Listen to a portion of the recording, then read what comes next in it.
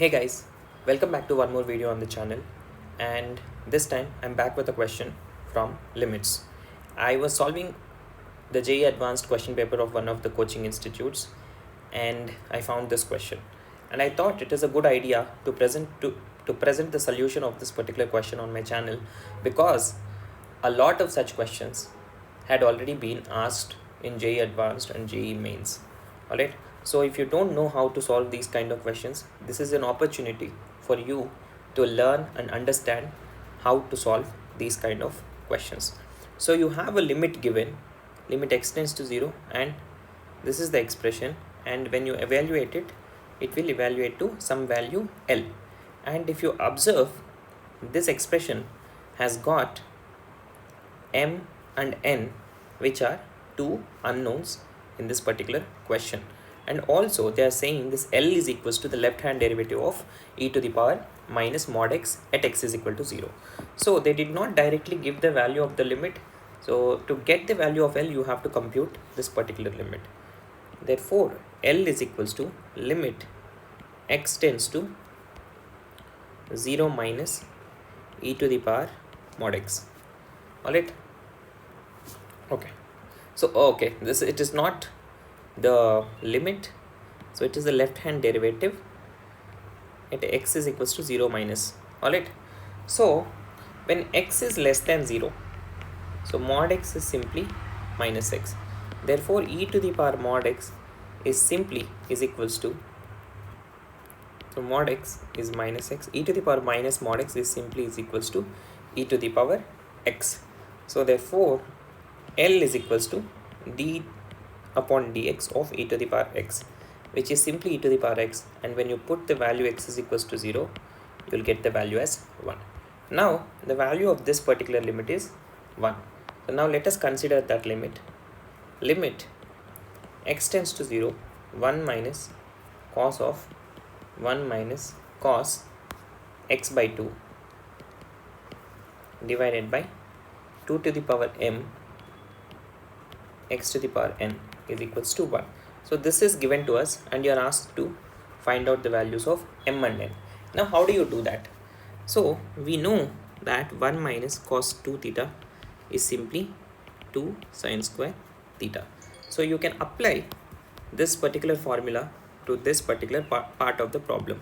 So then you'll get 1 minus cos x by 2 is equals to 2 sine square x upon 4.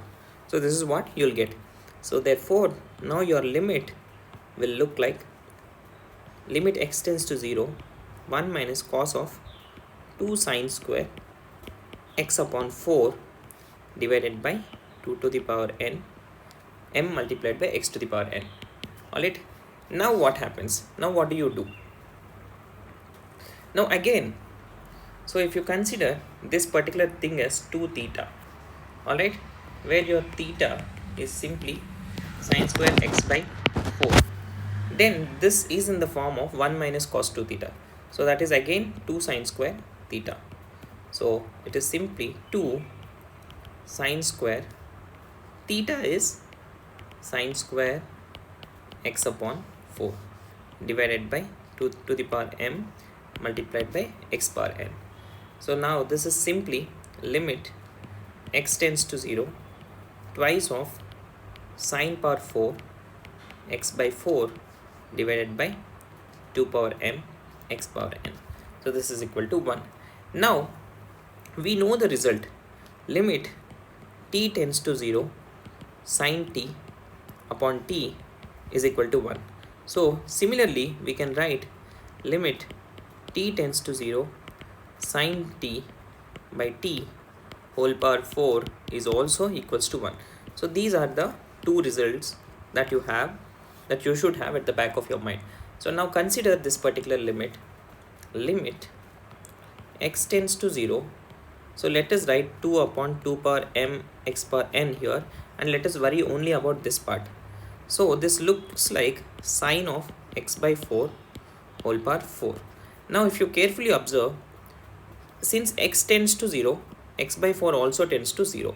So this x by 4 is like this particular t, but we don't have a t in the denominator. So let us generate that in the denominator.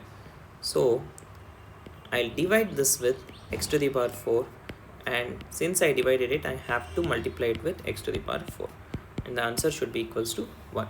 Now if you carefully observe, this part looks like this, so therefore the value of this part will be 1. Alright, so now your limit will be simply limit x tends to 0, 2 upon 2 to the power m x to the power n, and here you have x to the power 4 divided by 4 power 4 is simply 2 to the power 8.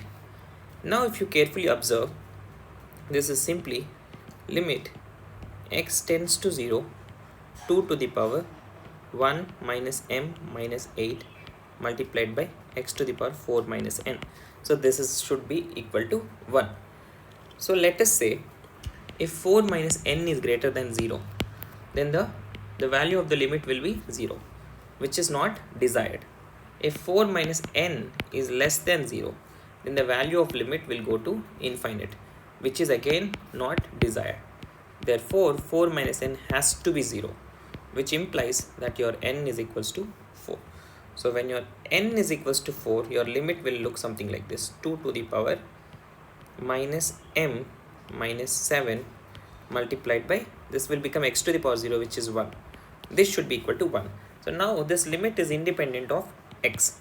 So therefore whatever the value you have here will be the value of your limit. So therefore 2 to the power minus m minus 7 is equals to 1. 1 can be written as 2 to the power 0. So minus m minus 7 is equals to 0. Therefore m is equals to minus 7. Therefore the value of your m is minus 7 and the value of your n is 4. So that's it for this question, and that's how you solve it. I hope you have understood and got to learn something from this particular question. These kind of questions are very famous in JEE Advanced, and these days you are even seeing these kind of questions in your JEE Mains. I hope the video helps, and if you like the video, do not forget to give it a thumbs up, share it with your friends, and subscribe the channel for more such content.